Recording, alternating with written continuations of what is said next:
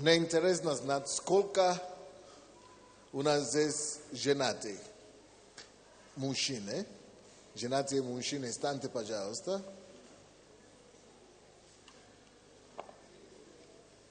Оставайтесь стоя, женатые мужчины, потому что некоторые женатые мужчины стоят.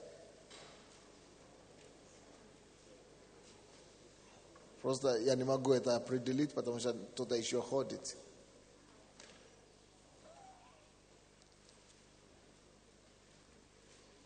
Так, это женатые мужчины. Спасибо. Присядьте, пожалуйста. Не женатые мужчины.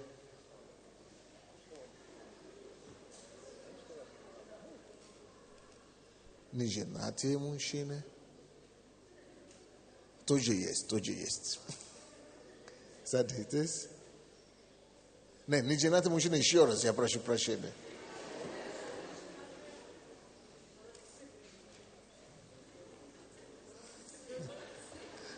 Рассматриваю вас просто.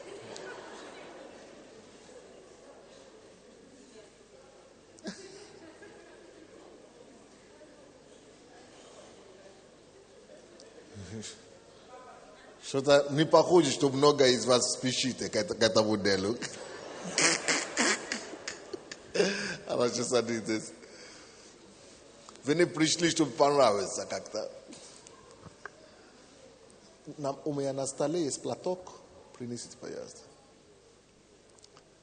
Следующее. А где наши прекрасные половины? Замужние сестры. Встаньте, пожалуйста.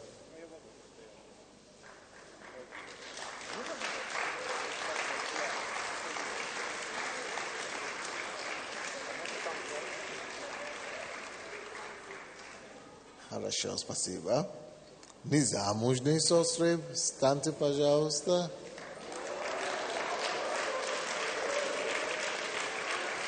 Оставайтесь стоя. Буду знать, кто из вас готова. Девушки более готовы, чем наши братья. Это... Нет, они мне сейчас принесут мой. Спасибо. Да, сестры у нас гарные. Садитесь. Просто кто ответственный за зал сегодня, за администрацию? Кто-нибудь есть? Если можно включить зал, больше света в зале, было бы неплохо, что-то темновато. Или форточки надо включить, или окна, или шторы надо открыть. Что-то надо делать, потому что что-то я не так много вижу. Не так нельзя. Есть у них другие средства, как они. Брат, у них есть чем это открывать. Поэтому, да. Господь, мы благодарим Тебя за сегодня. Мы отдаем это служение в Твои руки, Господь. И мы просим Тебя, Господь, чтобы Ты проговорил нам сегодня, чтобы Ты послужил нам сегодня. Именем Иисуса Христа. Мы простанавливаем, Господь, волю Твою на этом служении, здесь на земле, среди нас, как на небе. Господь, яви Твою истину. И дай, чтобы эта истина сделала нас свободными. Во имя Иисуса Христа. Аминь. Может, кто-то возьмет микрофон и будет нам помогать считать, если надо будет. Мне дали такую тему. Кризис в семье, да? Тема такой, кризис в семье. Почему приходит кризис в семье? Знаете, так хочется поближе к вам быть, а? По-народному, по-семейному. Вот, кризис в семье.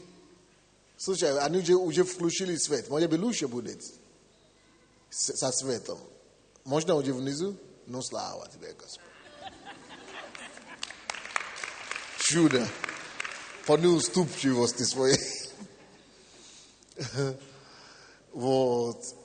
Кризис в семье. Я хочу говорить сегодня об основной причине, почему приходит кризис в семье. кафедру принесут. Кризис, по-моему, и даже по своим собственным опытам, могу сказать, что основная причина кризиса в семье – это из-за непонимания природы, как и мужчины, так и женщины. Именно друг другом. То есть основная причина, почему есть разногласия, конфликты в нашей семье, это из-за того, что мы не всегда понимаем устройство друг друга. Мы не всегда понимаем устройство друг друга. Значит, мы не всегда понимаем друг друга до конца. Зачастую, когда мужчины и женщины женятся, и возникает проблема и кризис в семье, в большинстве случаев женщины зачастую думают, это он, мой Паша такой, это он плохой, Паша плохой.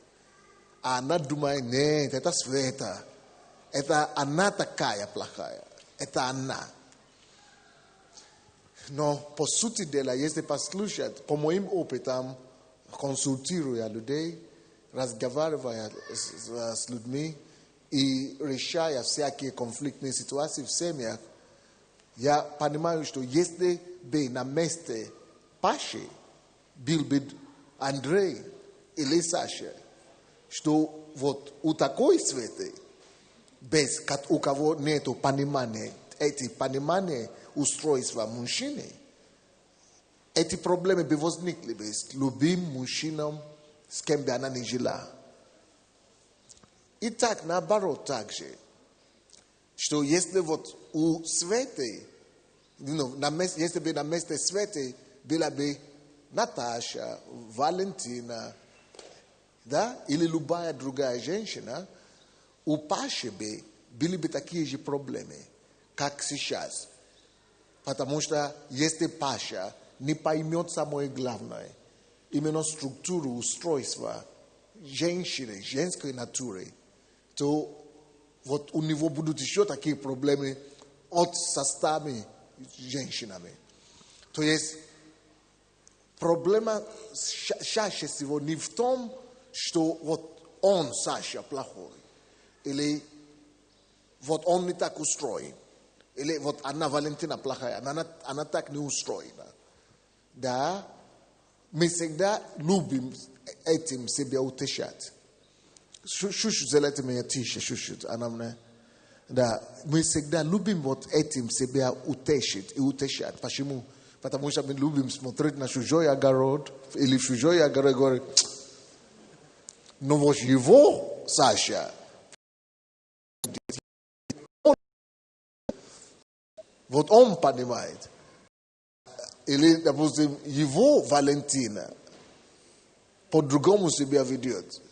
Если бы она была у меня, вот мы всегда вот так думаем.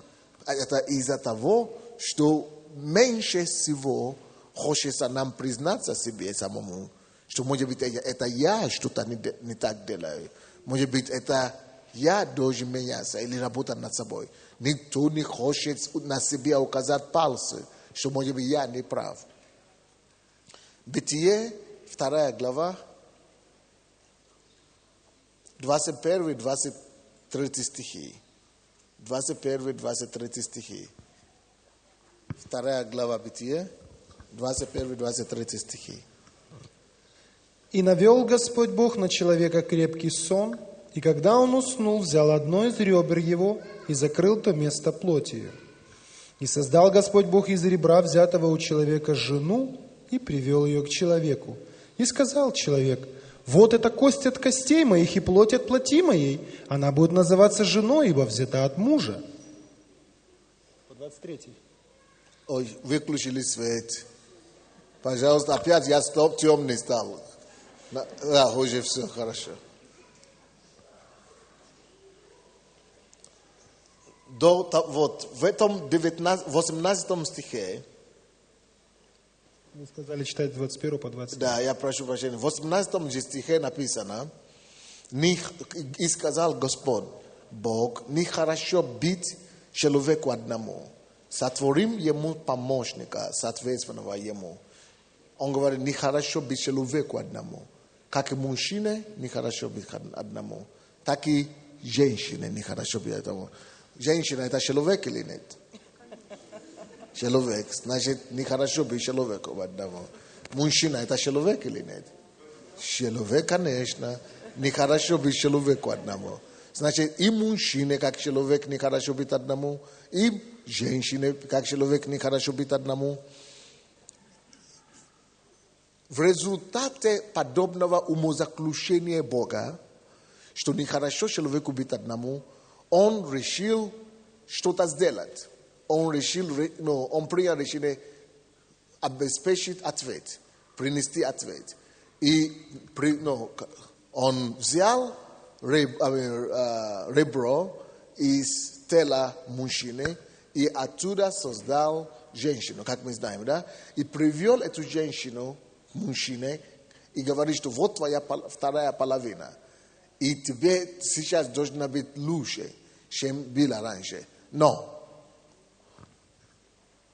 обратите внимание, что женщина, которая была приведена к нему, была взята с него же. Значит, мы сейчас не говорим за Адама и Еву, мы говорим за мужчину и женщину. Мужчина и женщина без друг друга неполноценны. Потому что что-то уже взято из мужчины, значит, чего-то не хватает, недостаток. А она вроде сама тоже была взята откуда-то. Значит, она частица чего-то. Значит, без него ей тоже не хватает. Получается, что почему Бог говорит, что нехорошо быть одному? Потому что полнота женщины, то, что ее не достает, то, что ей не хватает, потому что она частица чего-то, оно находится в том, откуда она была взята. Это как дети играют, или создают дом, лепят, или лего, да? То ли лего, или какой-то бумажный, вот так. Если убрать, как кубики, вот эти кубики, или лего, если его убрать, пока ты его там не ставишь, место, какая-то дырка есть, какое-то недостаточно. Вот. И вот то, что убрано, именно она должна там, туда нужно поставить. Именно там, откуда ты его убрал. То есть, то все, что не хватает у женщины, есть у того, то, что было убрано от него, у мужчины. Все то, что не хватает у мужчины, есть то, заключается, которое было отделено от него, женщины. Получается, что сам человек не полноценный, вообще понятие человека, человек. Он не полноценное, оно не полноценное без совокупности мужчины и женщины. Если одни бы, потому что Бог создал человека по образу своему. Получается, что нет образа Бога без второй половины. Бог создал человека по образу Бога. Образ Бога не только мужчина. И образ Бога не только женщина. Да, в мужчине мы можем видеть образ Бога. В женщине тоже мы можем видеть Бога. Но полнота Бога может быть видна, когда они сочтены. Поэтому нужна была семья. Чтобы подать картину полноценность, целостность Бога и целостность Божьей натуры. Потому что в одном человеке, да, можно видеть какие-то качества Божьи. Но если этот человек не живет с второй половиной, и если нет второй половины, какой бы человек ни был умница, какой бы он ни был красавец, какой бы он ни был образ Бога, какой бы он ни был идеальный, он никогда не сможет представить полностью качества женщины, матери, жена, он никогда не может в эти роли играть. Потому что он не то. А эти все качества матери, жены и так далее, они есть боги.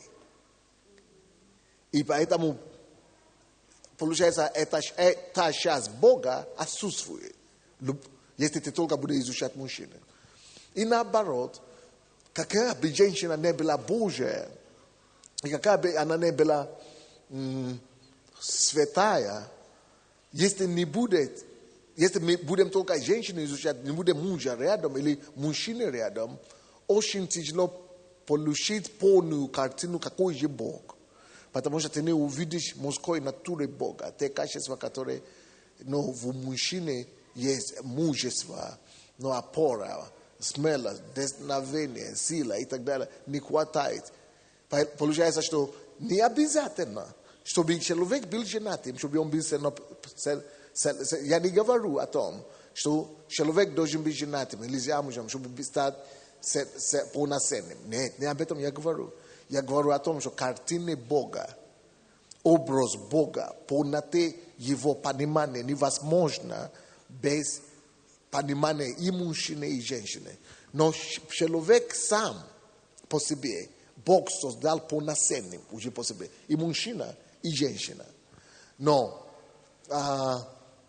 там же говорит, нехорошо быть человеку одному, просто потому что всегда будет нужда. Даже если он не будет жениться, даже если он не хочет жениться, или не хочет выйти замуж, даже если говорит, что не хочет, нету тяги, но всегда есть место, это предусмотрено уже все. Оно предусмотрено, всегда будет такая нужда. Не потому что она не может сама жить, а потому что Бог предусмотрел вот так, создал жизнь вот таким образом. Однако, очень важно, чтобы мы с вами все это поняли, что мужчина полноценный сам по себе может жить. И женщина полноценный сам по себе может жить. Но не только может жить. В принципе, невозможно, чтобы женщина, которая не разобралась в себе, вышла замуж. Потому что она как нереализованная. Нереализованная личность создаст больше проблем себе и тому, за кого она выходит замуж. И также с мужчиной. Нереализованные мужчины и неорганизованные мужчины. Нереализованные. Который берет еще ответственность за другого человека, чтобы за него заботиться, чтобы за него уже вышли замуж. Он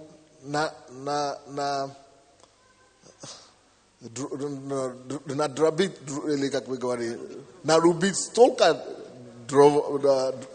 дробов, что, или дров. Он нарубит столько дров, что он создает больше проблем, чем ответ. Поэтому в этом случае лучше, чтобы мужчина сам рос и сам жил, и пока он совершенно зрелым, личностью. И лучше, чтобы женщина сама росла и жила, пока она не станет ответственной личностью. То есть личность. Но именно это есть источник всех проблем семьи. Потому что выходят замуж и женятся люди, которые не стали личностями. Они не стали личностями. То ли жена не стала личностью, то муж не стал личностью. Когда люди, которые не являются или не стали личностью, не успели раскрыть себя как личность, не узнали о себе, кто они, когда они женятся и выходят замуж, получается, что они не узнали, кто они сами, и теперь еще они должны, они должны еще и жить как-то, попытаться как-то устроить жизнь еще и с другим. В то время, когда они еще не разобрали до конца, кто они вообще. А чтобы жениться, недостаточно даже разобраться только кто ты. Это хорошо, но это только начальная стадия. Чтобы иметь успешный брак и успешную семью, нужно хорошо разобраться в себе, кто ты. А потом еще до выхода замуж, хорошо разобраться, кто такой мужчина. Не кто такой Саша только, его характер. Не кто такой Костя просто. Кто такой, а я его хорошо знаю, мы с детства дружим. Нет. Мы говорим о том, чтобы знать вообще устройство мужчин вообще. И знать устройство женщин вообще. То есть знать натуры вообще. И непонимание вот это, да, и не до изучения натуры мужчины, и не до изучения натуры женщины, оно потом выстрелит со временем. Когда уйдет страсть, а я вам скажу, страсть по-любому угасит. По-любому страсть уйдет. Это мне так говорили, когда я еще не женат. Но я встречался. И мне говорят, что, вы так любите друг друга. Я говорю, да. Я говорю, ничего, поживете пару лет и успокойтесь чуть-чуть. Я говорю, невозможно. Потому что я всегда держал свою жену за руку постоянно, везде, когда мы встречались, мы только что женились первый год и так далее. И я думал, что это никогда не прекратится. Я думал, никогда не может быть. Я говорю, я говорю, это у вас так, у меня не будет так. Услышали голос наивности? Оказывается, что слава Богу, что все равно тупо, повиновался Божьим, вот эти стандарты Божьи. Потому что если бы я просто так себе надумал, что сразу не уйдет, а потом уходит, ты оказывается у разбитой тареки. Карета такая, что ты потом начинаешь искать уже следующее чувство. Из-за того, что многие люди в миру, они не предупреждены о том, что сразу все равно закончится. Поэтому они начинают говорить, а я его отлюбил, как они говорят. Разлюбил. А я ее разлюбил. Ой, так быстро разлюбили друг друга. Это потому, что они не научены, они не обучены, им никто не сказал. То есть что страсть это не любовь. Любовь это совсем другое. И поэтому зачастую Библия говорит, что нельзя жить вместе до брака. Потому что когда ты живешь до брака, ты только движимый страстью. И тебе некогда изучить самого человека. Тебе некогда изучить личность этого человека. И раз ты не узнал этого личности, ты не успел увидеть изюминку, которая в нем или в ней. И эти изюминки, или какие еще слова можно использовать?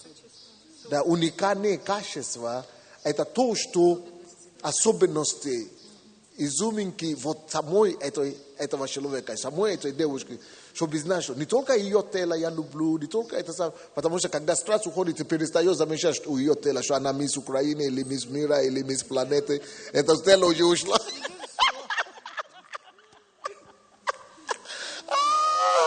И если раньше говорят, что любовь, после того, как сначала прозреваешь, а потом становится полностью слепым.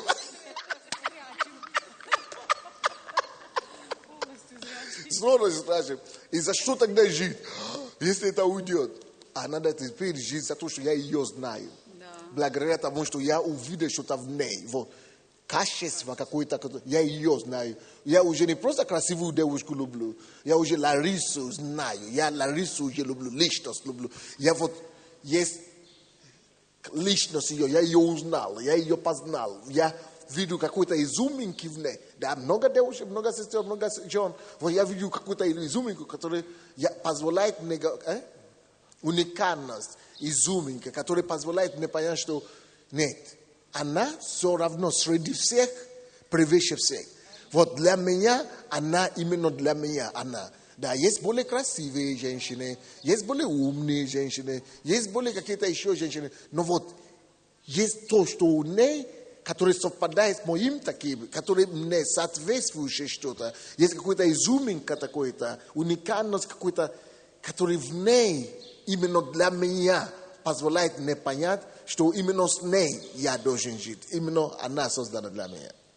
Вы понимаете это, да? И это уже не имеет значения, она худая или длинная, или низкая, или полная. Или... Нет, она личность. Я вижу что-то за этим. Я вижу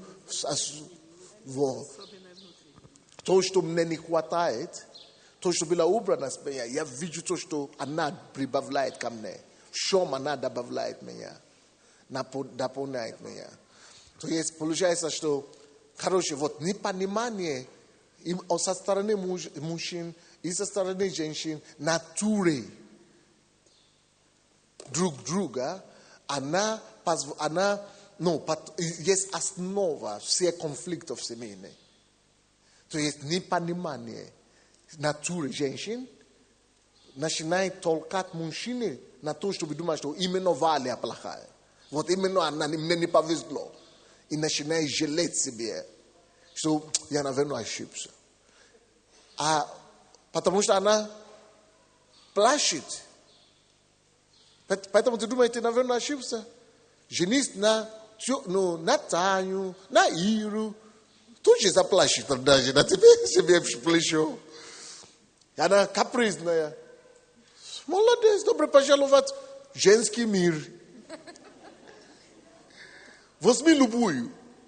Нет, а та сильная, всегда в церкви помазанная, такая, она постоянно активная, ходит, улыбается, но она не такая, капризная, как моя. Это пока ты с ней еще не живешь.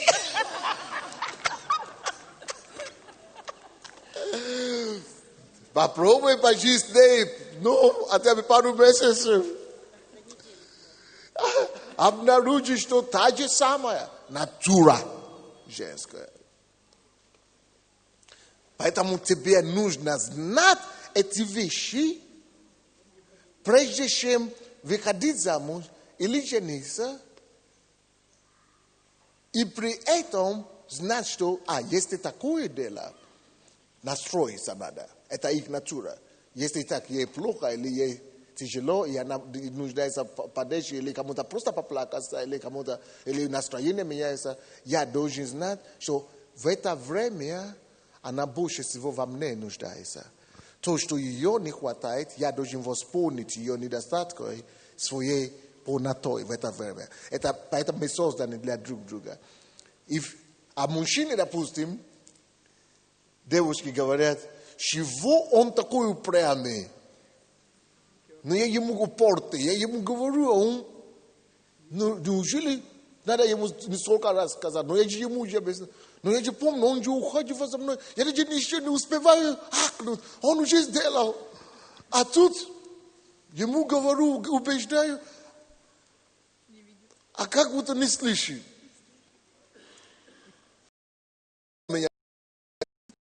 Женщина, это одно, у них один только резюме, один только результат, одно только заключение. Он меня не любит все. Не то, что он не любит. Вот Саша меня полюбит. Саша тоже поживет с тобой полгода, дорогая. Знаешь, что обнаружишь? Тоже упорный. Не потому что Саша или Дима, а потому что натуру надо знать. А чего он постоянно... А почему накрываю стол? Я его жду, прежде чем начинать кушать. Я его жду. А он пришел, даже не замечает, что я его жду. А я просто, даже меня не ждет, он уже пошел и кушать.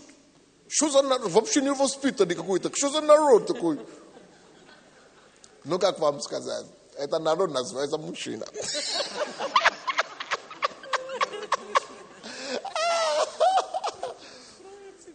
Но ты меня разлюбил. Но ты меня не любишь. А почему? Что-то ты раньше меня больше замечал. Больше дела замечал. Это комплименты, помогал, подавал руки. Джентльмен таким был. Признавался в любви. Наверное, ты кого-то вдащил на работе. Да. Наверное, кто-то... А он говорит, почему ты взяла? Я тебя люблю, как это я тебя не люблю. Мы же живем с тобой. Как это? Как это я тебя не люблю? Я же живу, я же дома. Она говорит, ты меня не понимаешь все.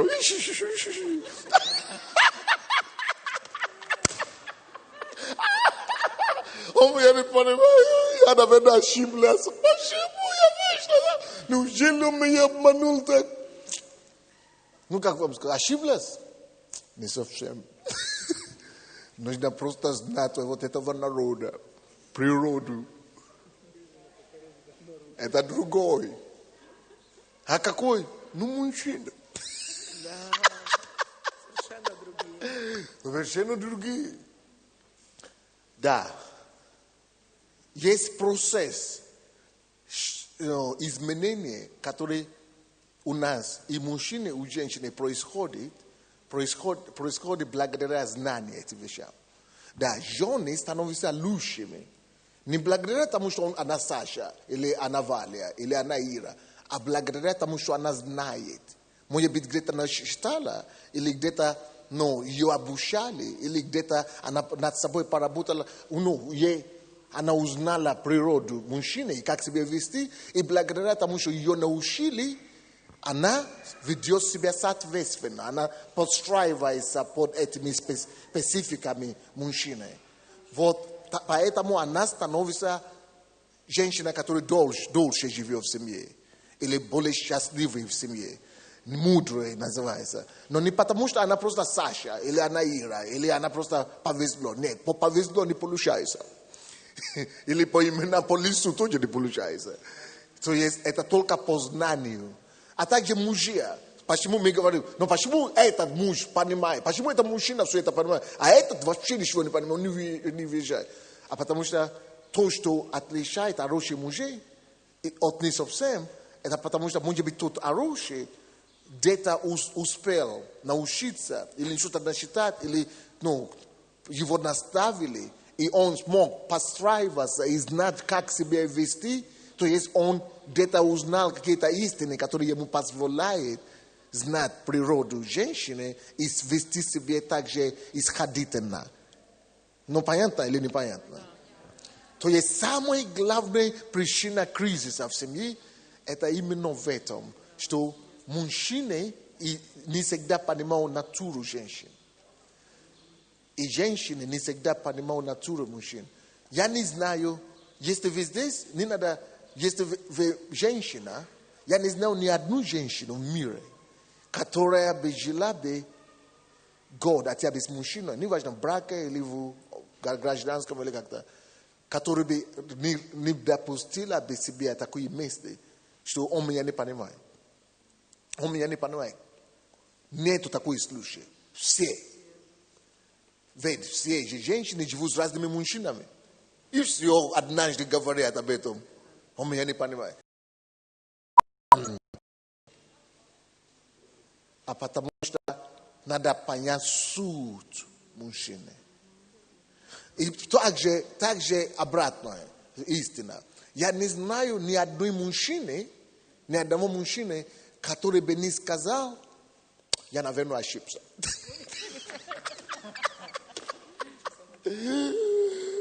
Я не знаю ни одного мужчины, который бы так не сказал. Может быть, он не говорит вслух. Но подумает. Подумал, говорит. Нету одной мужчины такой, который так не подумает. Не потому, что она плохая такая, а потому, что он вдруг обнаруживает, что она не то, о чем я думал. Нарисовал, потому что у всех нас свое представление. Да, воображение свое и ожидание. Это не потому, что она плохая, это просто потому, что реальность отличается от ожидаемости, от мечты. Потому что мужчины тоже не всегда знают природу женщины. Итак, я хочу вам в этом помочь сегодня. Хочу вам в этом помочь. А в чем? Хочу вам подсказать, какие есть главные отличия между братьями и сестрами. между мужчиной и женщиной, чтобы вы хотя бы имели представление. И если вы будете знать вот эти основополагающие пункты, вы сможете настроиться.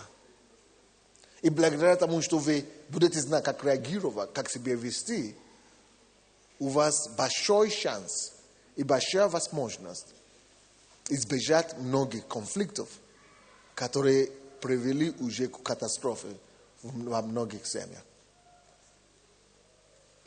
Понятно, нет?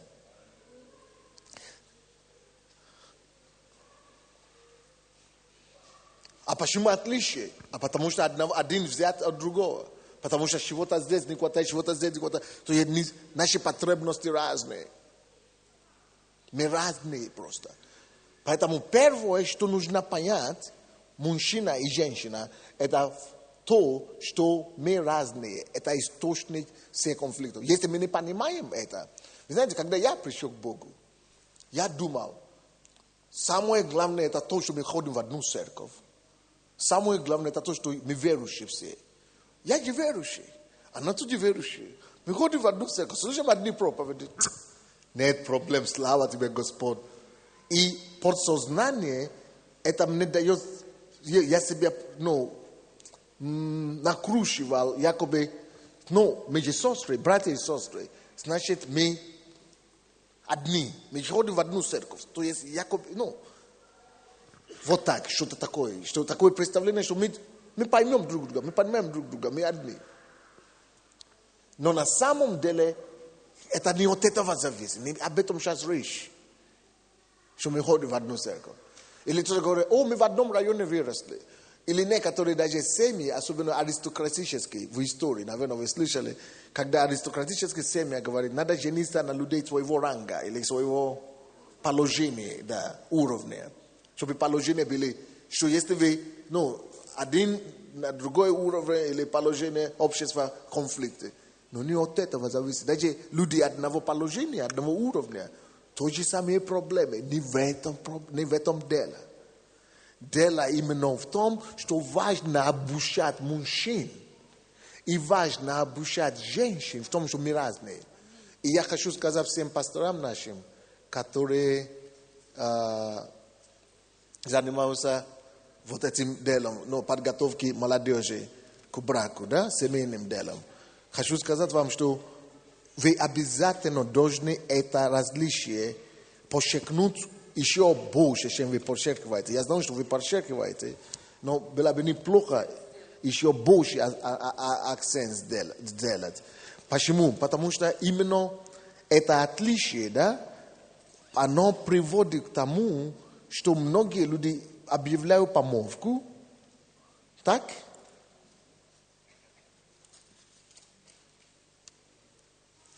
Объявляют помолвку из-за того, что они не понимают вот это отличие, они зачастую начинают обнаруживать через общение, через, когда они уже начинают дружить,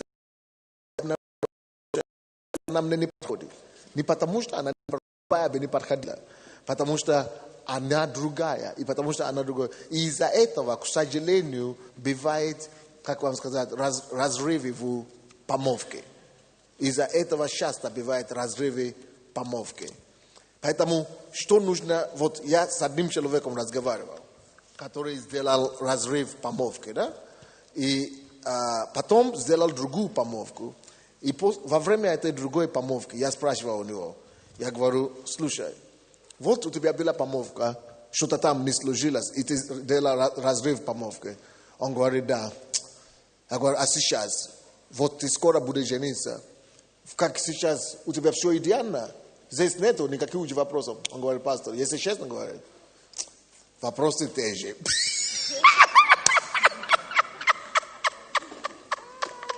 Я говорю, а что теперь будем делать? Опять разорвать помолвку? Он говорит, это, наверное, вы меня точно выгоните из церкви. Я говорю, точно.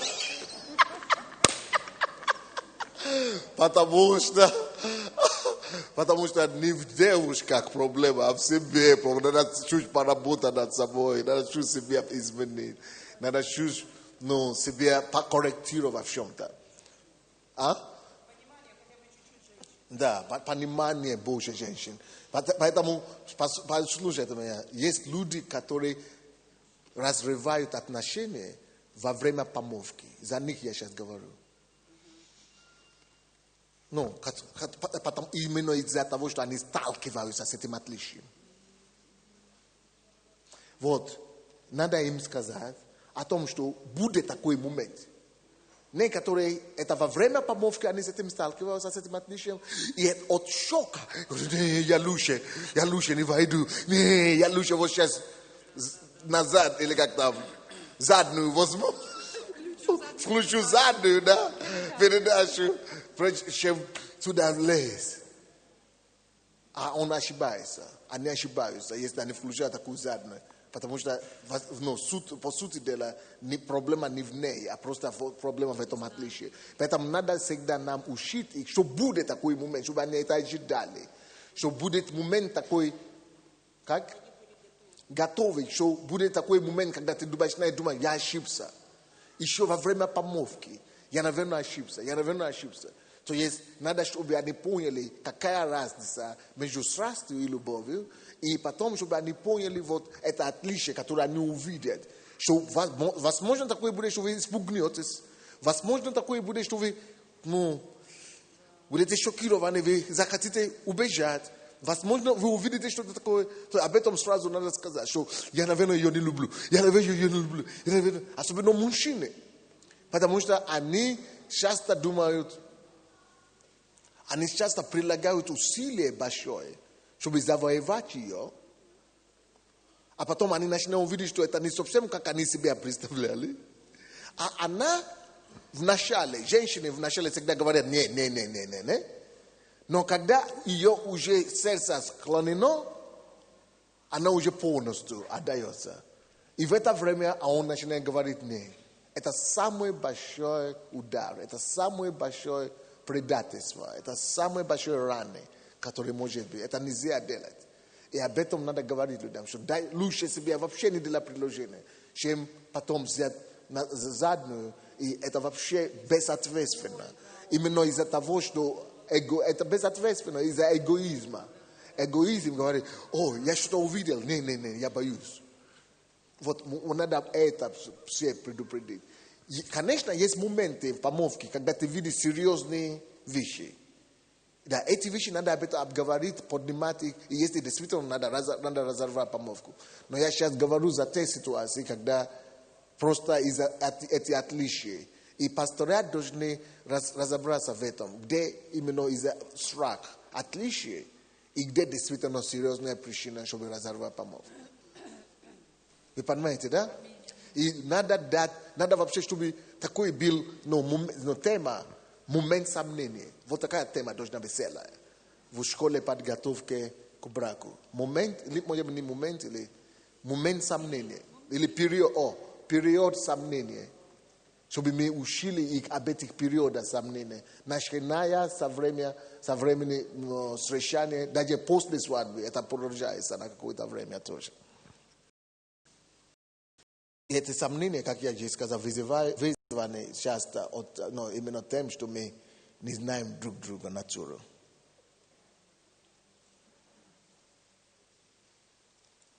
Итак, чтобы победить эти отличия, самый первый закон, самое первое, что нужно и мужчине, и женщине знать, это то, что нужно быть благодарным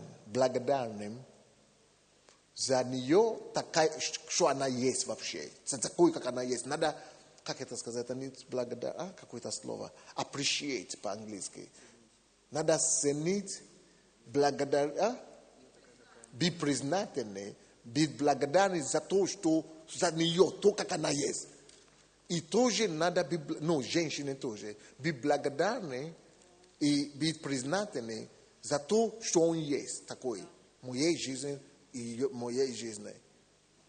То есть надо ценить, что Бог вообще предусмотрел тебя человека.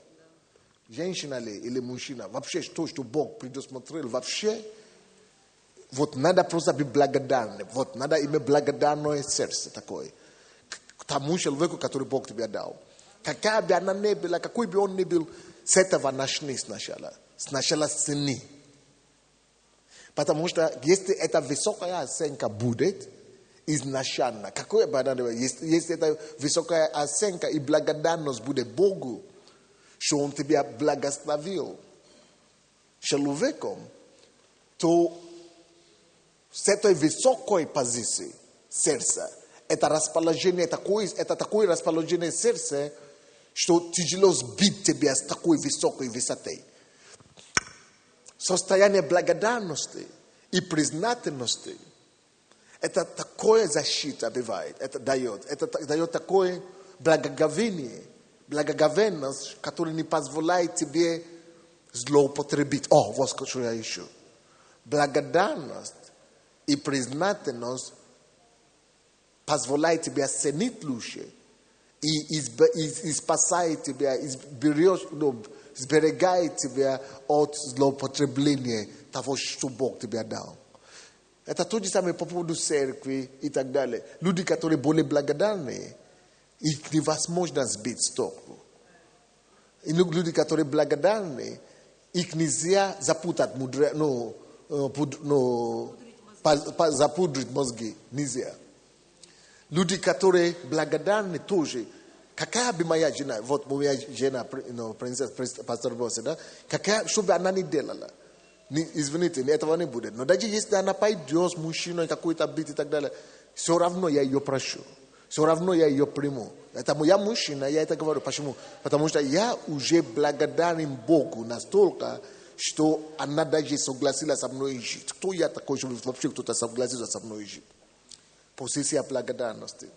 Это не важно, что это она, пастор Боссе или что. Вообще то, что любой женщина согласится жить со мной, как мужчина, это уже благодарность. Представьте себе, что кто-то оставляет от дома отца своего, оставляет свои родные, берет мою фамилию. Кто я такой? Я что, ее родил? Я что, платил ей деньги? Ну, что я могу платить? Я что, воспитывал ее? Целая жизнь. Это не машина, это не дом, это жизнь человека. Человек принимает решение жертвовать собой для меня и провести свою жизнь со мной. То я такой. Благоговенность это должна быть. Но признательность это, благодарность это. Вот если будет вот такое сердце благодарное, признательность, это позволяет тебе покрывать, или как это сказать, да, покрывать недостатки и несовершенства. Потому что ты сам уже исходишь из позиции того, что я сам кто? Я сам несовершенный. А я что, заслуживаю это? Я что? Вот признательность. Когда ты признательный, что у меня такой хороший муж. И иногда это даже легче познается в сравнении. В церковь или это самое. Можно даже посравнить с тем, какой дом я рос, или соседи, или то я благодарен, что у меня даже... Да, он несовершенный, но если я не ожидаю, есть противоположность. То ли у тебя благодарность, то ли у тебя задолженное. То ли ты принимаешь жизнь как должное, что она должна это делать, она должна, это же ее обязанность, она должна. Если ты как само собой принимаешь жизнь, чтобы человек это не делал, бесполезно. Пусть она будет ангел.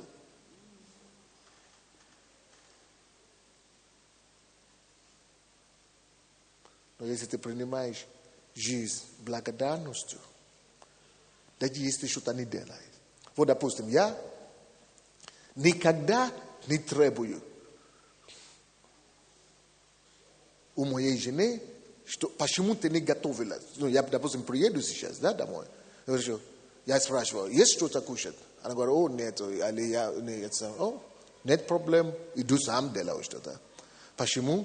Потому что она мне не рабиня, чтобы сидеть в кухне, мне ждет, что я иду готовить кушать. Ну, если она это делает, я счастлив, я рад. Но если она не могла, может быть занята, она, может быть она no ustala, może być on je plocha, ili deti, ili na gruski i tak dalej. Я настолько благодарен вообще, что у меня есть кто-то, кто со мной живет.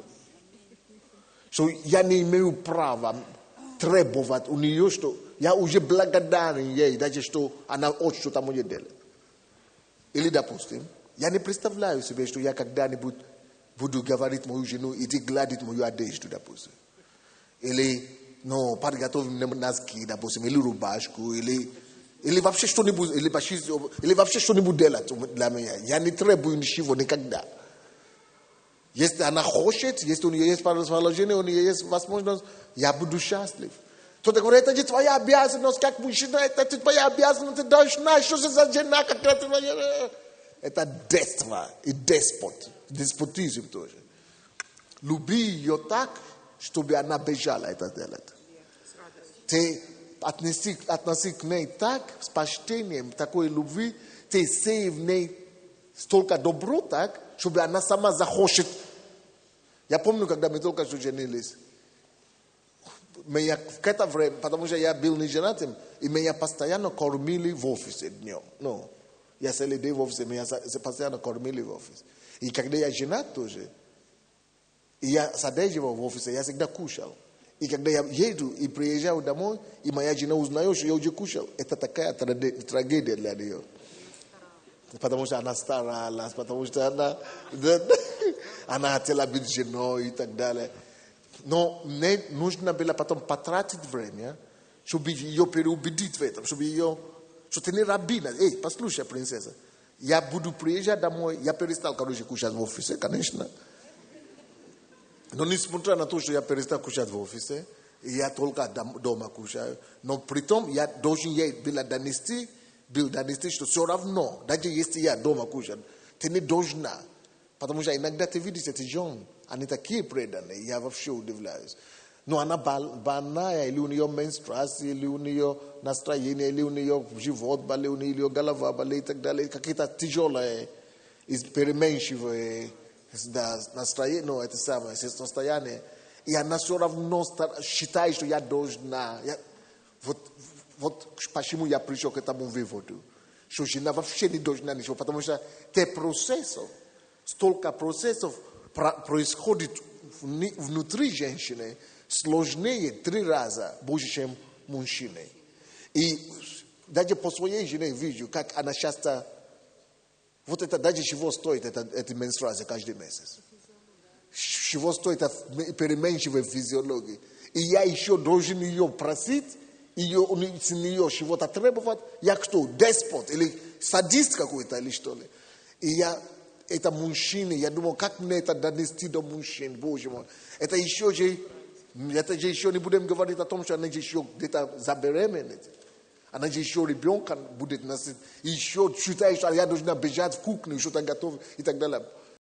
Господи, нас от таких мужчин, чтобы не понимать эти все вещи. Я уже принцесса, жене свою умолял, говорю, принцесса, не считай, что ты должна что-то вообще делать. Получается у тебя, я буду счастлив. Но не выходит.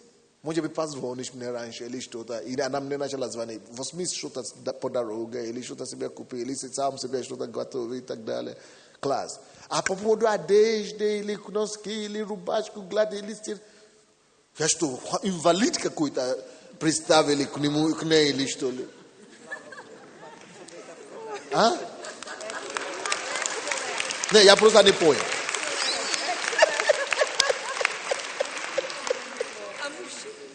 А? Мужчины не хлопают. Мужчины говорят, не хлопают.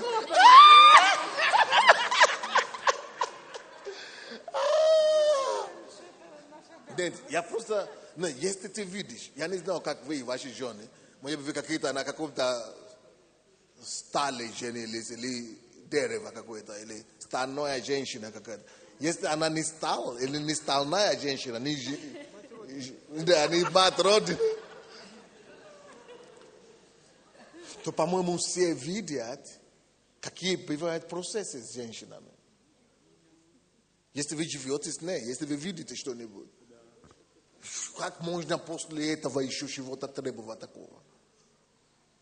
Поэтому я обнаружил еще одну вещь, я вам скажу. Лучше, когда человек добровольно такие услуги делает, с радостью, от порыва души, если вы, как мужчина, угодите и отнесетесь с почтением и уважением к жене вашей, она такое будет вытворять, она будет так стараться, что тебе аж станет удобно. Это ее природа такая. Она может это делать. Любая женщина может. Бог, это у нее присуще. Она хочет. Представьте себе, что моя жена плачет от того, что я кушал в офисе. То есть она настолько старалась, она настолько хочет, чтобы именно она готова. А я думал, что я ее спасаю от неприятностей, от нагрузки. Оказывается, что она настолько этого хотела делать, что она не смотрит на нагрузки, она не смотрит на неприятности у нее, которые ей приходится преодолеть, чтобы это не сделать. Она хотела это делать. Но то, что я хочу все равно донести до вас, это то, что не относитесь супруги как должны, как само собой разумеется, обязанной. Что она обязана что-то. Никто вам ничего не обязан. И не только в отношении женщин.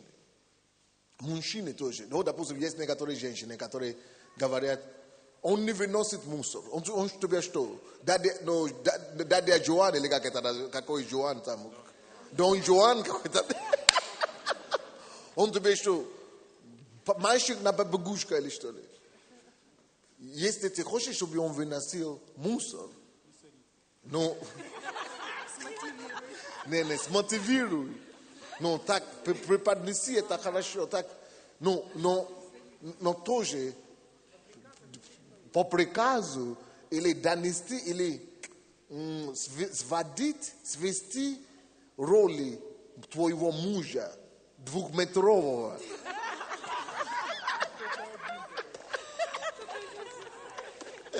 Или 1,5-метрового.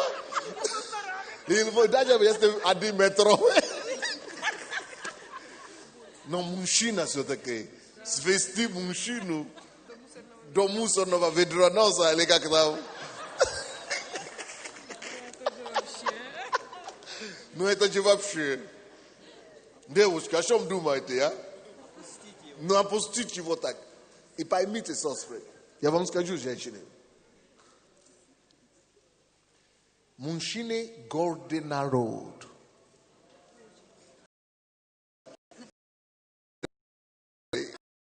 Причем не только Паша такой. И Саша тоже.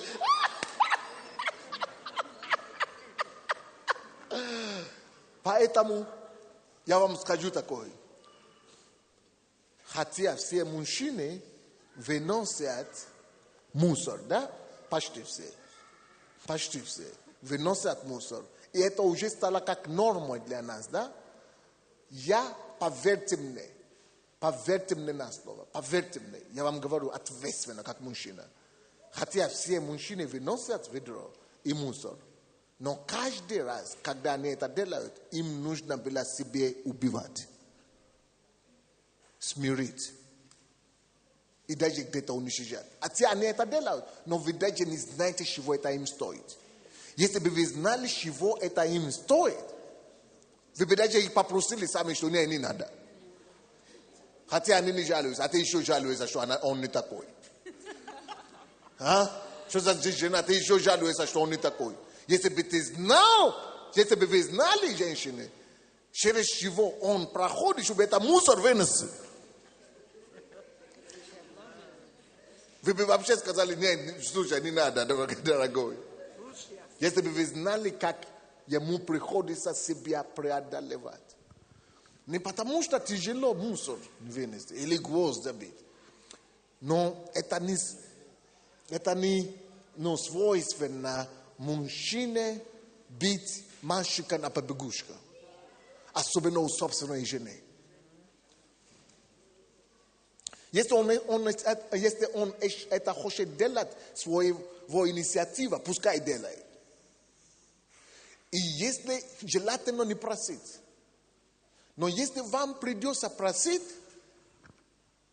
надо просить, умоляя, неприказным тоном. Даже забить гвоздь, все равно, надо почтением просить. Никогда не приемлем для мужчины. Саша, почему ты не забил этот гвоздь? Я тебе уже сколько раз говорю. Ты разрушаешь дама, жену, семью свою. Сама. Ты говоришь, мусор не вынес.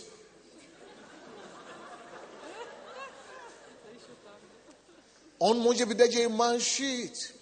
Но за этим молчанием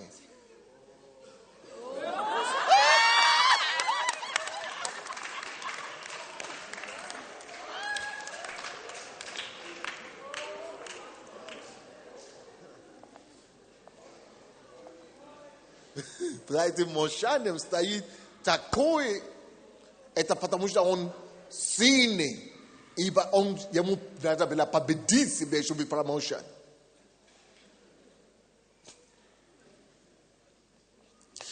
Это не свойственно мужчина. Поэтому, девушки, не считайте, что это его обязанность выносить мусор. Никакой вообще не его обязанность. Ты должна быть счастлива вообще,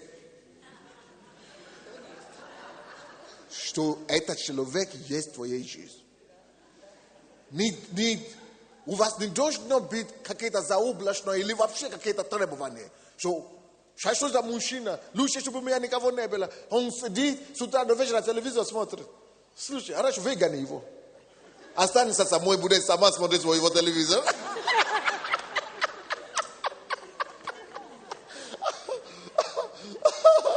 Но я вам скажу, лучше, чтобы он там сидел и смотрел этот телевизор, но чтобы ты знала, что вот какой-то мужской есть дома, чем ее выгнать, чтобы он потом у соседки смотрел этот телевизор.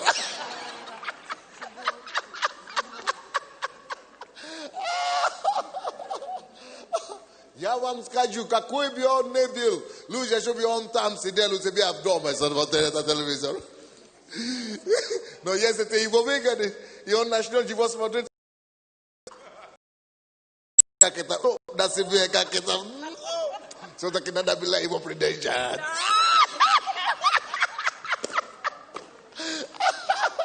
Надо было оценить. Почему такой приходит? Потому что женщины тоже зачастую не всегда, как вам сказать, ценят, но благодарны, но как это, признательны судьбе и Богу, что у них этот человек есть. Это самое главное оружие, как победить вот это отличие и конфликты в семье. Не принимайте его за должное. Что это уже мужик. Это же надо его, он не делает романтику, он без романтик, он не романтичный, он света не дарит. Конечно, хочется. Но не надо его свести или довести до человека, который только тебе бегает по магазинам. Это самое. Он это делает, конечно, где-то старается, но я вам скажу,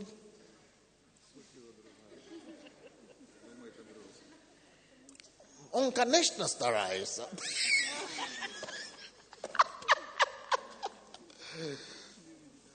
Но пожалейте его. Он другой. Надо понимание проявлять. Мужчины и женщины отличаются. И если и мудра та женщина, и мудра та жена, которая знает, что никогда мужчине нельзя приказывать или даже просить делать что-то дома. Если ты хочешь, если ты мудра, будешь умолять делать. Но это сильное слово, слишком сильное. Но более проще какое должно быть. Но просить, но более нежно просить, более, помоги, пожалуйста, мне.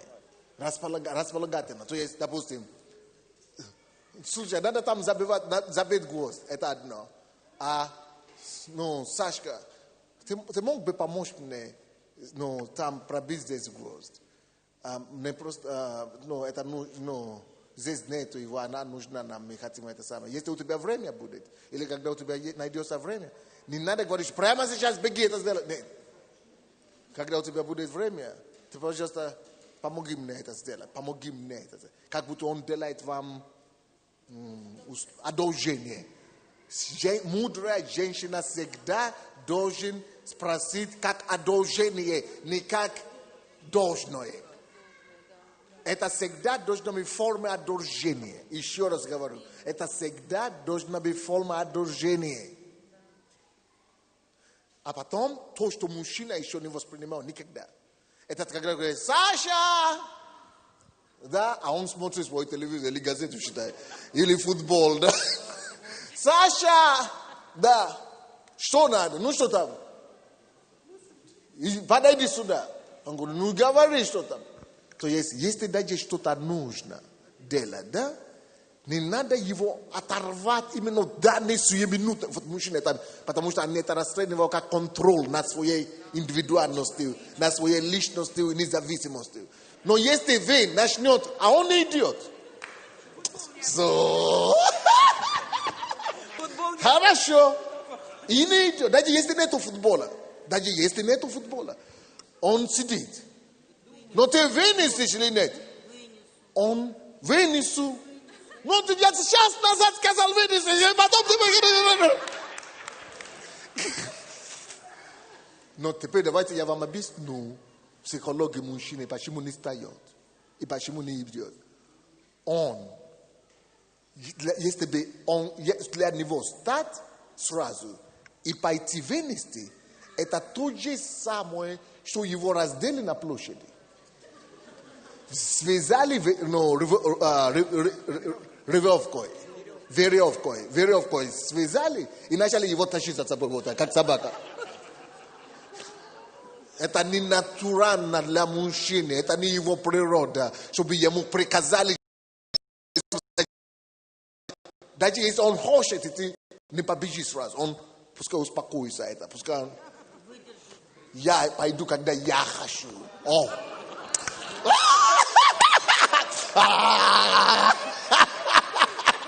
Мужики понимают, они понимают. Именно когда мне надо. Я знаю, когда. Я пойду, я соберу, я знаю. Но не дави на меня,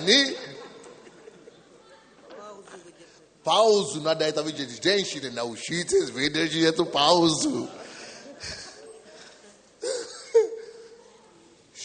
Мужчина, он должен вынести. Хорошо. Это не потому, что она мне сказала, я иду его вынести. А потому что я уже хочу, я сам хочу, я решил. Да. Поэтому мудрые женщины, что они делают? Мудрая женщина подбрасывает, подсунывает, или как мы говорим, подбрасывает идеи, как бы, подбрасывает, может быть, это все сделать. А потом завтра, послезавтра, это я решил это сделать, это я сделал. Я решил сделать это самое. Когда, она начинает спорить, ты решил, это не я тебе сказал, сколько раз я тебе сказал, я решил сделать. Он должен принять решение. Поэтому женщина должна научиться под сказкой, как бы, не навязывать. Как? Подыграться? Подыграть, да? Не совсем. Как будто это не от нее идет. Она должна, как будто это преподнести, как будто это его собственное. Но самое главное, чтобы ему не показалось, что это она его приказывает. Вот только не это. Не поняли? Вы поняли меня, не? Только не, чтобы это она сказала. Ну, когда под этим делом или в хорошее настроение, жена сказала, жена у меня такая, это, конечно, праздник. Но не в биту. Только когда говоришь, что жена мне сказала, жена мне подсказала, жена у меня такая, это чтобы хвастаться только. Опять же я. Моя жена у меня такая.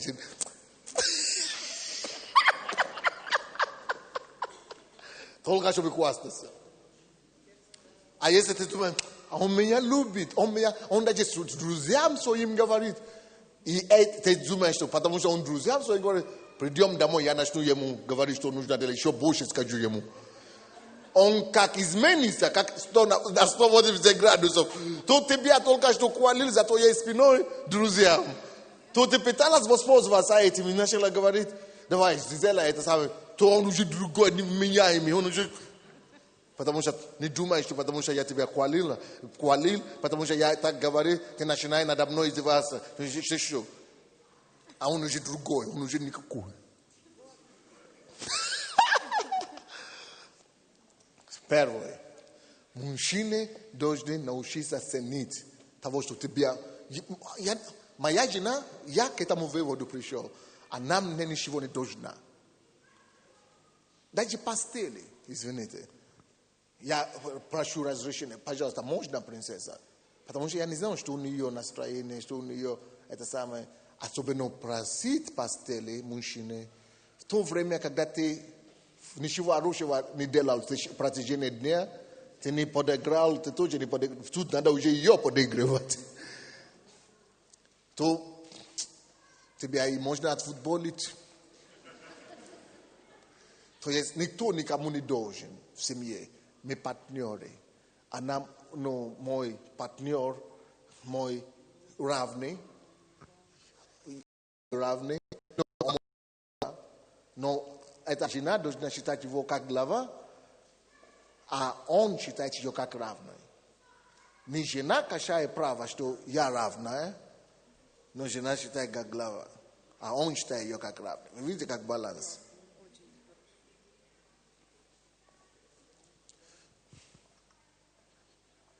Какие эти специфики, какие эти отличия еще? Самое главное желание мужчины – это быть по счету в браке.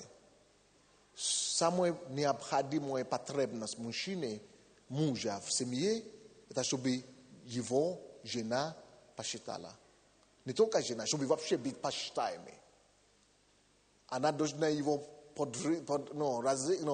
подыгрывать вот так, что чтобы он понял, что его уважают. Не только она, что его уважают в обществе, что друзья его уважают, что это самое. Ничто не убивает мужчин больше, чем когда его уважают на работе и где-то другом, а он притом приходит домой, и его жена начинает его гонять туда-сюда. Вот ничего не убивает мужчин, как это вот. Это самая большая деструктивная сила, которая есть. Особенно у мужчин, которые чего-то добились в жизни. Даже те, которые ничего не добились, они поэтому приходят домой и начинают построить всех. Потому что он хочет себя чувствовать по счету.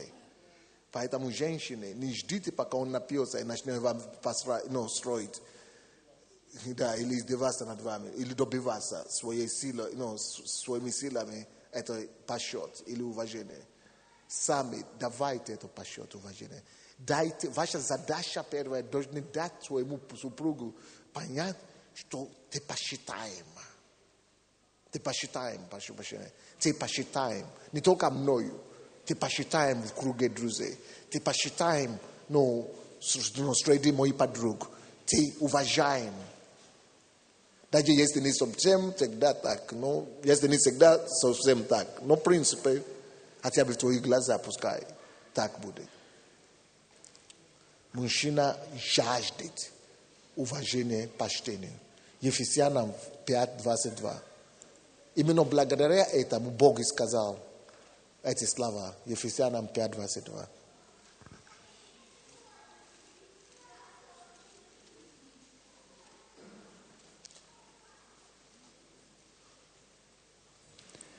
Жены, повинуйтесь своим мужьям, как Господу. Видите, Бог требует у жен Именно это почтение, потому что Бог знает потребность мужчины.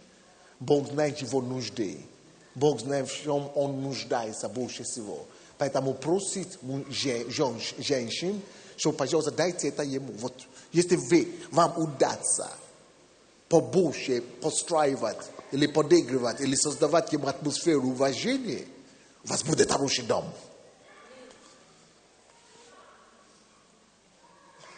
Но также, женщины отличаются.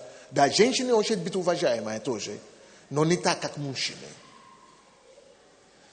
Потому что мужчины хотят быть уважаемыми, посчитаемыми как гордость, чтобы ему служили, чтобы его... Но женщины хотят быть уважаемыми в плане любви. Самая большая потребность мужчины в семье – это быть посчитаемой, уважаемой, но самая большая потребность женщины в семье – это быть любимой. Чтобы ей доказали постоянно, что ты любима. Чтобы всегда подчеркивали это ей, что ты уникальная, ты особенная, ты единственная, ты любима, ты нежная, я тебя люблю, ты единственная, ты все для меня. Чтобы обожали ее, чтобы поклонялись ей, чтобы подчеркивали ее постоянно. Но и проблема мужчин заключается в том, что когда страсть это уходит, да, и когда они перестают замечать женщин, они перестают замечать своих жен. Поэтому Бог сделал это как заповедь. Считай это место. Жены, повинуйтесь своим мужьям как Господу, потому что муж есть... Какой стих, где мужья должны? Мужья своих Христос возлюбил церковь. 25. А мужья, он говорит, жены, посчитайте. А мужья, не посчитайте, женщинам нужно. Вот, допустим, я вчера вечером сидел здесь на ночной сестрой, которая является, кандидат наук. И она мне говорила, пастор, почему я пришла в церковь, говорит. Я добила всего самой. Я училась хорошо, золотой медалью, а потом красным дипломом. Потом я была, всего добилась сама, да? И получила хорошую зарплату, уважение, почет в обществе. И пришла домой в пустую квартиру. И говорит, зачем мне это почет? Лучше, чтобы я не была уважаема, чтобы никто мне не давал это почет. Зачем мне это почет нужен, если я несчастная, если я не любима?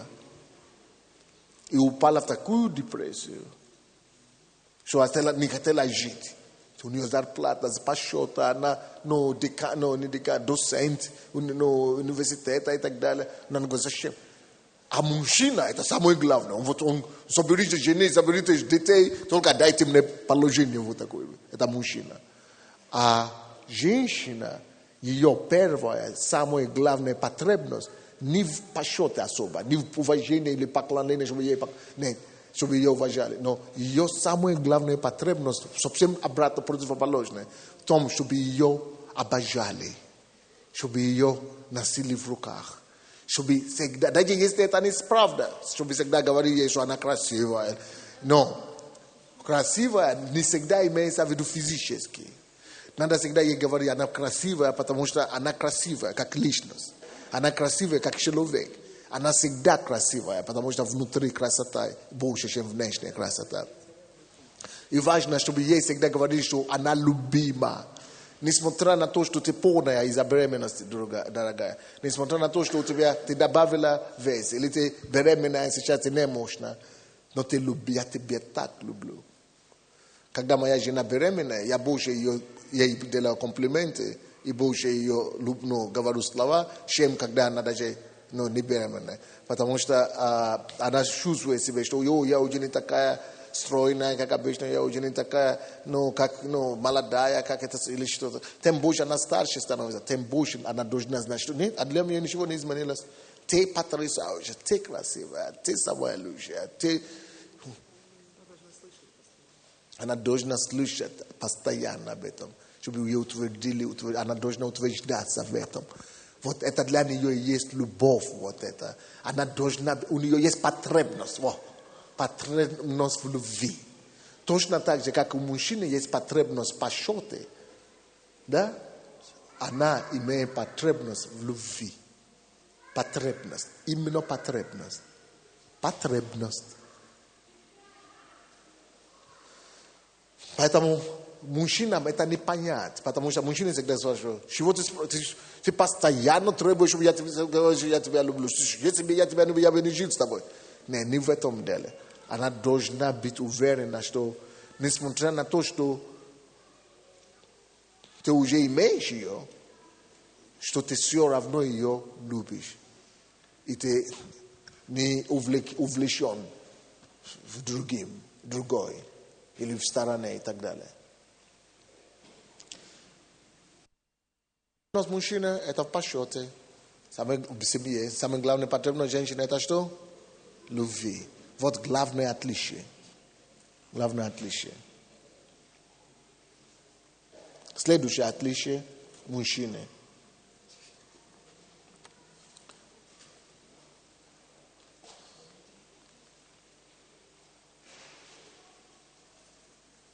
До того, как я скажу следующая потребность. А как быть, если женщина не замужем? То же самое. А как быть, если мужчина не женат? То же самое. Каждый мужчина должен хочет, чтобы его уважали. Поэтому женщины должны знать, как вообще к мужчинам относиться.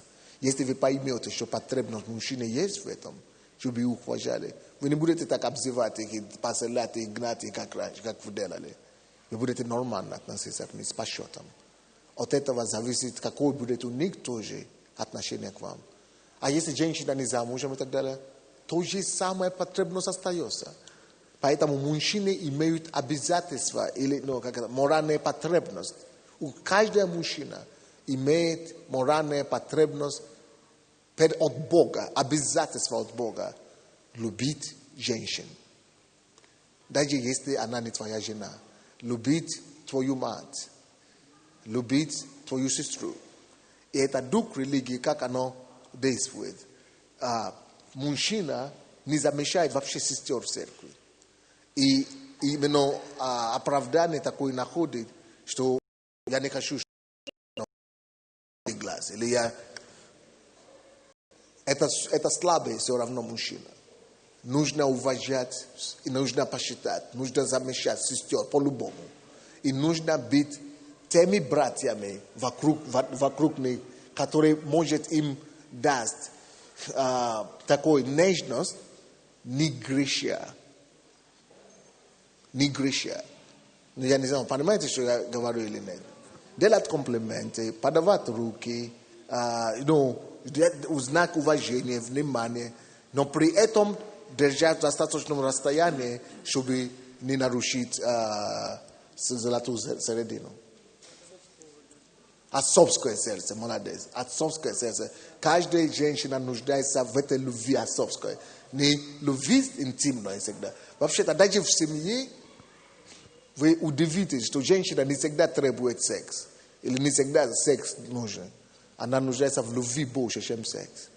То есть, поэтому отцовская именно больше нуждается в отце, чем муже. Она нуждается больше в отцовской поддержке, близости, чем как мужчина. Следующее.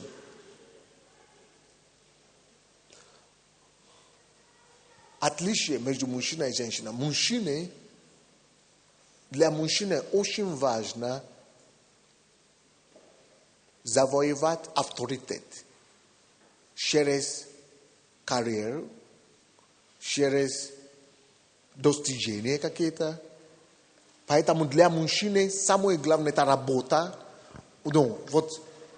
Как вам сказать? Завоевание авторитета, завоевание имя, достижения определенные.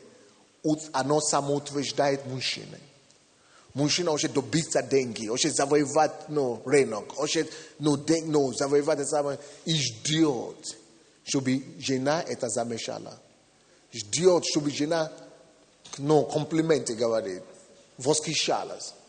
Жена ждет, чтобы жена похвалила. Ждет, чтобы жена даже не похвалила, а гордилась его достижением. Но когда вместе гордости жены и похвалы жены, он приходит такой гордый. Ты слышишь, что говорят о моей проповеди? Что я хорошо так читал проповедь. Она говорит, я там был, но в принципе у тебя маленькие проблемы там. Она убивает его. Непонимание суд мужчины. Не потому, что он все правильно сказал. Не потому, что он изумительно отпроповедовал. А потому, что ему это нужно для самоутверждения. Для значимости. Важно для мужчины добиваться чего-то. И чтобы жена это заметила и гордилась, и замешала это все. Но если жена постоянно обрезывает, обрезает, и говорит, наоборот, замешание только, что не то, такая жена выгоняет мужа из дома. Косвенно. Она его выгоняет просто.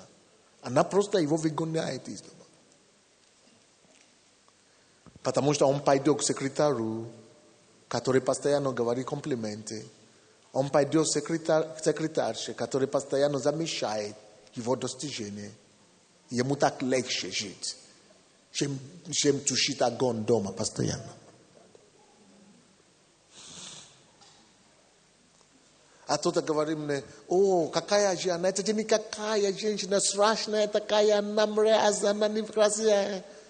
Но дает ему то, что ты не дала ему. Для мужчины, как он мог, это самое. А потому что ты привыкла к нему, что он твой. А куда он денется? Он мой, куда он денется? Денется, еще как денется. Потому что это его потребность достигать, быть завоевателем. Мужчина хочет быть завоевателем. И он это делает через профессию. Он это делает через работу, он это делает через постоянно. То есть он заметил, что ваши мужья постоянно гонятся от одного достижения к другой, от какой-то цели к другой, постоянно что-то ищет непонятно, постоянно. Потому что ему нужно для самоутверждения, ему нужно постоянно чего-то добиваться. И, к сожалению, многие мужчины это делают, когда у них нет такое восхищение от жены дома, да? Они что делают? Они начинают добиваться этого уважением, покорением женских сердец. Они начинают просто себя прилагать. Они начинают просто завоевывать женщин. То получается, что я не имею это потребно, нам не хватает, душа пуста, я голоден. Этим похвалою, я голоден, это восхищение, чтобы кто-то дал мне знать, что я особенный, что я Наполеон. А тебя без своей собственной квартиры. Да. Я такой великий. Вот. А она мне это не дает, что я такой великий. От собственной квартиры. Я на это имею право. Поэтому я начинаю доказывать себе, я тебя себе самому, что я великий. Тем, что я переспал с это, я покорил это, и такую более красивую, даже чем она. Совсем она мне. Пускай она меня, она мать моих детей, пускай она воспитывает, я это жена. Но я, то, что она мне не дает, я буду это получать на стороне.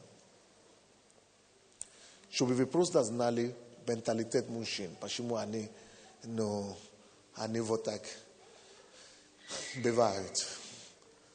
А женщины, наоборот, она может работать. Хорошо, когда женщина работает, но это не ее природная натура. Она не стремится к карьерный рост и так далее. Но это от необходимости больше, не от потребности натуральной, естественной. То есть, вот мужчина, это зов его, он умирает изнутри, если у него не получается. Вот так. Тем более, если никто это не ценит. Он уже постоянно покоряет следующие горы. А женщины, в отличие от мужчин, которые реализуют себя через работу, женщины, наоборот, себя реализуют через домашний очаг. Домашний очаг. Вот, если женщина, в основном очень любима, это одно, а мужчина может быть уважаемый, а мужчина может быть уважаемый. То тут мужчина может быть покоритель вершин, то женщина может быть наоборот хозяйкой. Если для женщины, если для мужчины именно работа является его крылья, его гордость, его точка полета, то женщина, точка ее полета, это дом ее, крепость ее, это дом ее, квартира ее, или дом ее семья.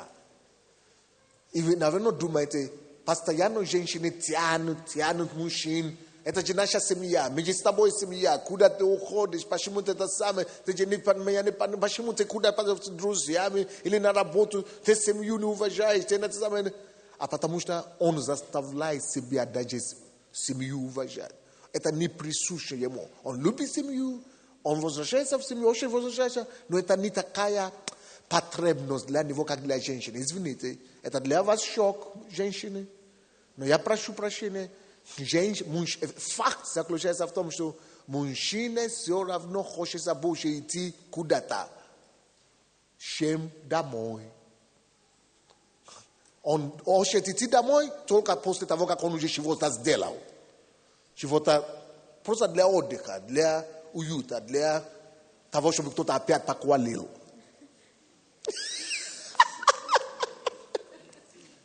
Чтобы кто-то опять тут же похвалил. Но не как у женщины, что дома, это дома все. Мой дом, моя крепость, сидит дома, от целыми месяцами. Для него депрессию загоните, если вы хотите, чтобы он сидел дома. Поэтому, когда он даже дома бывает, то телевизор, то интернет, потому что хотя бы так. Поймите, что даже если мужчина смотрит интернет или телевизор дома, благодарит судьбе, что он дома. Хотя бы так, он дома, это смотрит. Вы знаете, что многие мужчины сейчас даже, на Западе особенно, футбол уже перестали смотреть дома. Хотя телевизор есть дома, все в порядке, но он не дома будет его смотреть. Они в баре, есть такие понятия, как паб или бары. Они все собираются с улицы и за пиво, и начинают только все мужики там, все, рестораны или где-то. Потому что дом для них не так, как для мужчины, для женщины. Для женщины вот это то, что мужчина реализуется через покорение, профессионально и достижение чего-то, да? То женщина это реализует дома. А мужчина, он от чувства долга, в основном только и приходит домой. От чувства долга идет домой. Если мужчина идет домой, этого мужчина надо носить на руках. Если мужчина идет домой, какой бы он ни был слабый или плохой, надо женщине, чтобы вы знали, надо его носить на руках.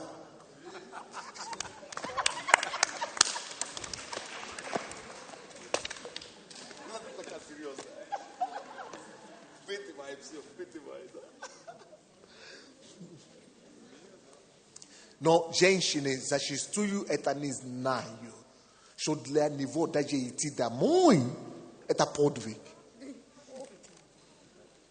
Я вам честно говорю, никто вам это не скажет. Особенно еще если в этом доме ему устроил скандал. Это значит, человек уже на пороге, ты еще его отталкиваешь. Поверьте мне, если ему еще устраивал скандал, он говорит, слава тебе, Господи, слава, а тебе у меня есть оправдание теперь. Есть причина не прийти, есть повод. Слава тебе, Господь, слава тебе, Господи. Он уже на полпути, он уже в пороге стоит, он уже на выходе. А ты еще скандал? Поэтому надо знать, да, честно говоря, поэтому надо знать природу мужчины и женщины, что нас отличает. Естествено, ему не хочется домой идти. Естественно, ему хочется идти на какие-то собрания, на какие-то, встречи, на какие-то, это самое, учения, на какие-то конференции, на какие-то, это самое, на какие-то... Вот это его род, природа. Это не потому, что он не любит семью, это не потому, что он не любит это самое. Это он так реализируется. А если женщины начинают в это время его взять за это самое, за ширку и говорит, ты не любишь семью, зачем ты тогда женился? Не так надо делать. Вы знаете, как его привлекать домой?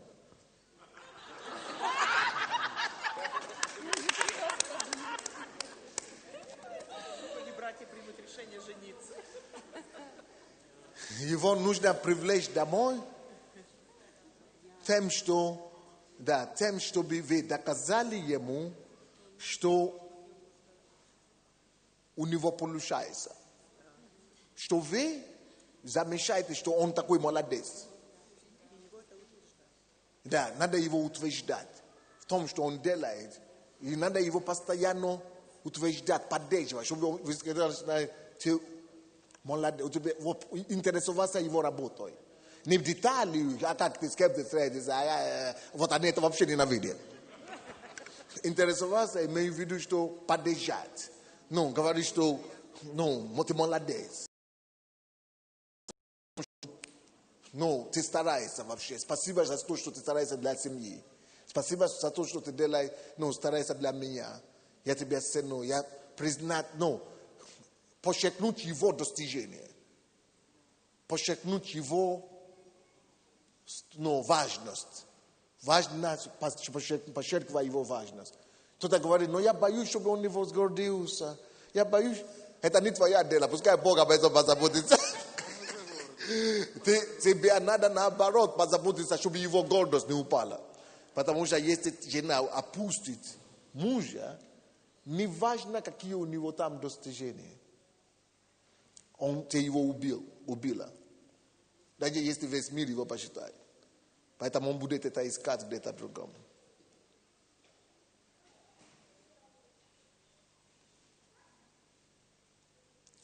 Следующее. Начнем с женщины сейчас.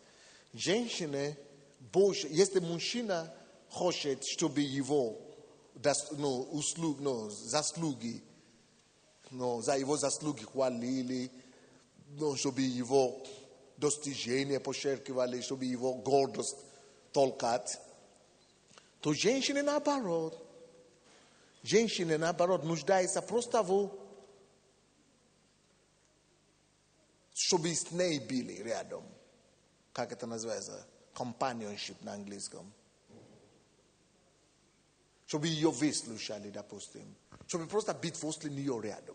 Чтобы быть собеседник, общение, выслушать, проводить с ней время сопровождения.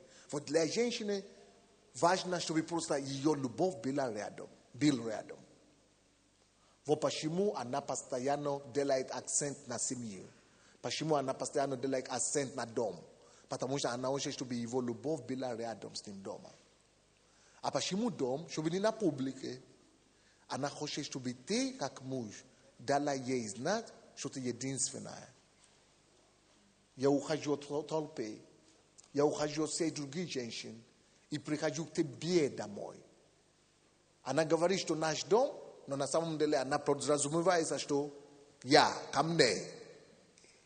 Это ее естественная потребность. Чтобы он возвращался ко мне. Она не говорит ко мне, она говорит домой. Домой, это не твой дом, это не твои дети. Но на самом деле это все манипуляции. На самом деле ее потребность, чтобы ко мне. Ты мой муж, мой Саша, мой Юрий, мой. Почему? Женщине нужно, чтобы именно возле нее вот так были. Именно с ней подчеркнуть, что мира нету рядом. Мир нету, целый мир нету. Поэтому женщины всегда говорят, мы без тобой бы одной на острове какой-то. Я без тобой вечно на острове с тобой. Мужчина говорит, да, я тоже. Но на самом деле Он просто лади приличие. А женщина говорит, да, я мечтаю, чтобы мы с тобой С милым раем в шалаше. Да, с милым раем в шалаше где-то. Или где-то, чтобы мы на острове какой-то столько, чтобы никого вообще не было, чтобы мы были с тобой рядом, только один на один. Он говорит, да, я тоже. А в принципе он говорит, да, пусти меня побыстрее, да, я погуляю. Мужчина, я правильно говорю? Правильно. 100%. 100%. 100% он вам не кажется, потому он боится обидеть. Он говорит, ну, я же не дай Бог, чтобы она почувствовала, как я себя чувствую в это время. На самом деле. Никто вам это не скажет. Поэтому он говорит, ну, хорошо, ты полежи, дорогая. Я пойду, покурю, или я пойду погуляю. Я пойду просто, За хлебом сходи. Ну, да, я за свежим воздухом. Слушай, ты полежи, я телевизор посмотрю. Это нежный способ. Ну, у меня какая-то работа там, я доделаю. Я позвоню, мне надо... Ему нельзя так долго держать. Даже на острове Шалише.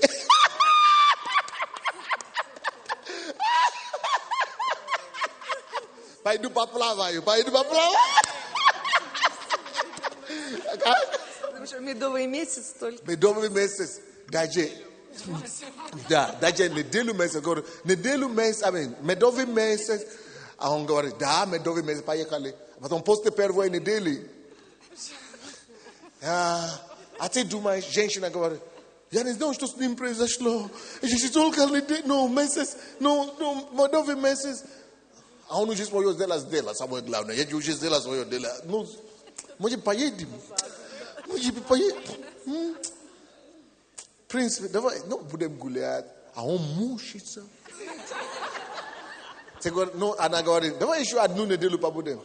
Хорошо, давай. А внутри говорю, боже мой. Если бы вы, женщины, знали, какие страдания, и что терпит мужчина ради вас, мудрее были бы. А вы думаете, что он захотел, мы пробили неделю, он сорвался, ехал это самое. А вы даже не знаете, на второй день он уже хотел ехать. Еще на одну неделю. Зачастую мужчины идут в уступление, на уступку, делая то, что вы думаете, что это то, что он хочет делать в это время. А на самом деле это в основном то, что она хочет делать. Он делает вид и подыгрывает, что якобы то, что она предлагает, это то, что он хочет тоже делать. Но потом, когда они уже привыкают друг к другу, она удивляется, она в шоке. Почему он больше не хочет это со мной? Почему это самое? Потому что он стал смелее. Он теперь уже знает, что ты уже никуда не денешься.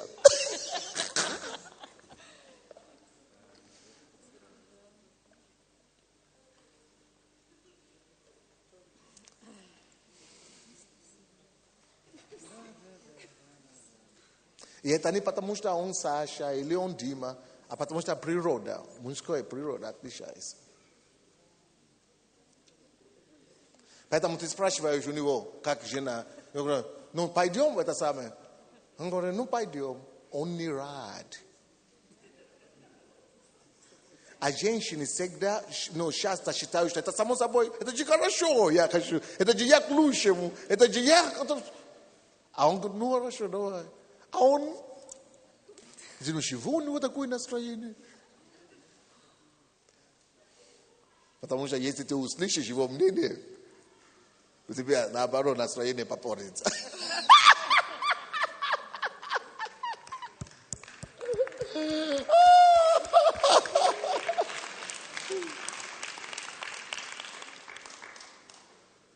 Поэтому мужчины, вы должны это знать. Самое главное, что требует, одно из самых важнейших вещей для вашей женщины, все равно соглашаться с ней. Просто это мудрый мужчина, понимает это, и все равно глотает свои нехотения и нежелания, и все равно создает вот эту атмосферу поддержки. Рядом быть рядом. Или, допустим, женщина говорит, давайте пойдем гулять. a потом она его берет за руку. Он, конечно, терпит. Но на самом деле, если сам мужчина не берет вас за руку, лучше не трогай. Я знаю, это опыт, Да, это опытные женщины вам уже скажут. Не потому, что это он такой Олег или Анатолий. Нет, это все. А потом мы сидим вместе и говорим, хорошенький мой. Да, хорошенький, ты такой хорошенький. Говорю, ну, побыстрее закончим. Да, это, когда он еще уважает, говорит, ну, да, спасибо, я тебя тоже люблю. Но, короче, обнимай быстренько, чтобы руку быстрее убрать. Но когда он уже наглел, он говорит, убери руку, это когда уже вообще все напортил. Но на самом деле нельзя его гладить. Потому что это не для мужчины. Наоборот, женщину надо вот так гладить, но не мужчине. Потому что другая природа у мужчины. Мужчина чувствует, что, слушай, что она меня превращает в ребенка? Что она жалеет меня? Что я слабак или что ли? Что она меня... Как она раздражает меня?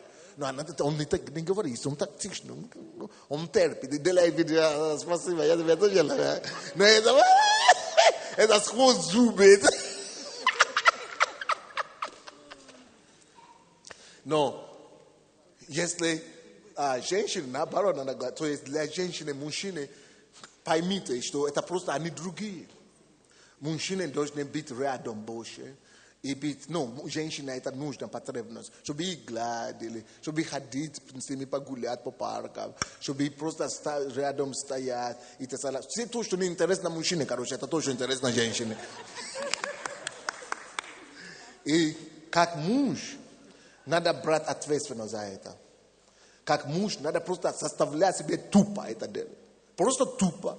Допустим, одна из вещей, которые мужчины должны составлять себе тупо делать, это просто тупо выслушать все, что она будет рассказывать. Да, не перебивай. Говорят, что пришли домой, сидим, я хочу телевизор смотреть, а она уже говорит. И она же не даст новости слушать. Пускай быстрее скажет, но ты же не скажешь ей, она же обидится, ты же ее не любишь. Но мужчине надо все равно себя составлять, выслушать. Ей надо выговориться, потому что для женщины желание выговориться, это тоже часто или кому-то, чтобы ее слышали. Но то, что к ней внимательно слушают, ее все рассказы, это эмоциональная перегрузка. Она снимает груз. Разрядка. Это разгрузка для нее. Эмоциональная разгрузка. Ей надо выговорить целый день.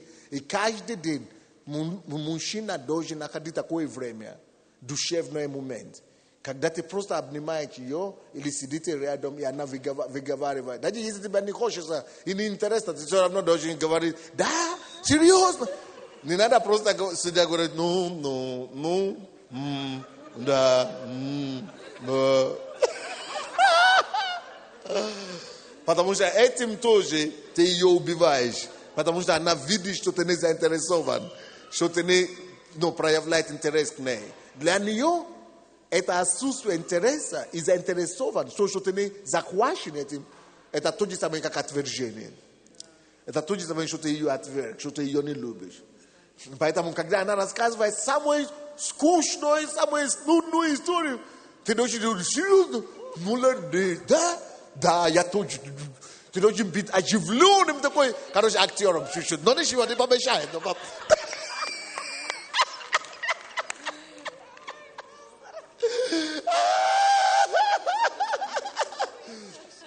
Не помешает, да, наоборот, это полезно. Пусть она поверит, то 100%, что ты в тему, что ты въехал в тему. А ты молишься, пускай побыстрее закончит. Но мужчины часто говорят, но если я так сделаю вид, что мне интересно, она же продолжит. Опасная зона. Она же продолжит рассказывать, а мне же надоело. невозврата. Это уже точка невозврата. За точкой невозврата. А если такой точка невозврата продолжится, он же уснет. Он просто возьмет и уснет. А надо себе удержать мужчины. Короче, я вам дал 3 пункта или 5 пунктов, а у меня их 15. Но я уже говорю 2 часа, или сколько я уже говорю? 2 часа, поэтому я опущу вас. А тебе мне хочется продолжить. А? Но даже братья мне дают комплименты, что классно, да?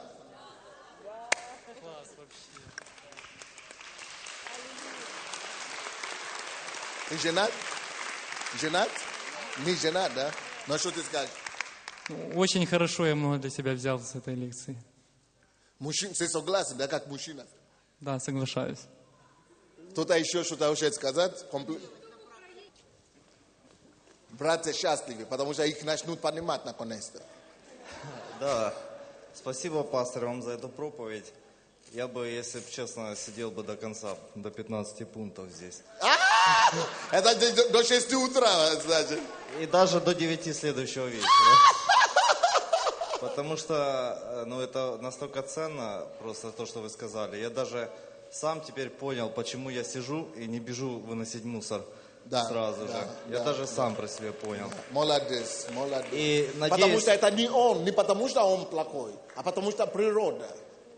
и надеюсь, что у вас, наверное, скоро на эту тему появится книга, чтобы можно было все эти пункты разобрать, потому что это настолько важно, когда достигаешь какого-то уровня в обществе, а приходишь домой и жена, ну, реально пилит, так что...